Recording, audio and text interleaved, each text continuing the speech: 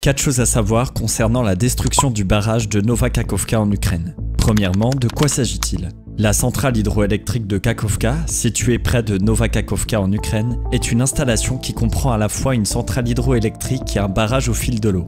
Elle est connue pour avoir créé le réservoir de Kakhovka, qui permet l'irrigation de vastes terres agricoles dans le sud de l'Ukraine et le nord de la Crimée grâce au canal de Crimée du Nord.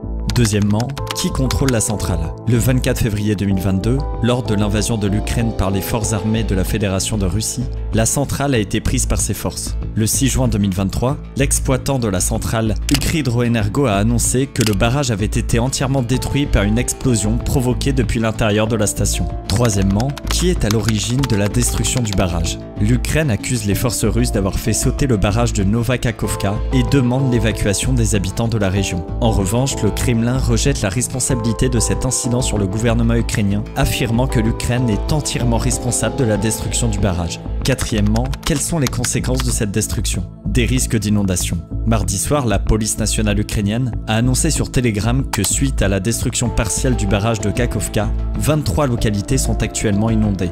Selon l'Ukraine, jusqu'à 80 localités sont potentiellement menacées par les inondations. De plus, la ville de Nova Kakhovka, qui est sous le contrôle de Moscou, a été également touchée par les inondations. Un risque environnemental.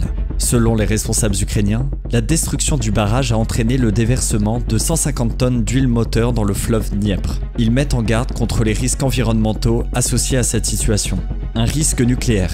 La situation du barrage de Nova Kakhovka suscite des inquiétudes quant à la sécurité de la centrale nucléaire de Zaporijjia. Malgré cela, la direction de la centrale, qui a été mise en place pendant l'occupation russe, affirme que la situation est maîtrisée. Selon l'Agence internationale de l'énergie atomique, AIEA, il n'y a pas de risque immédiat pour le refroidissement des 6 réacteurs nucléaires qui sont tous à l'arrêt. Affaire à suivre, à demain.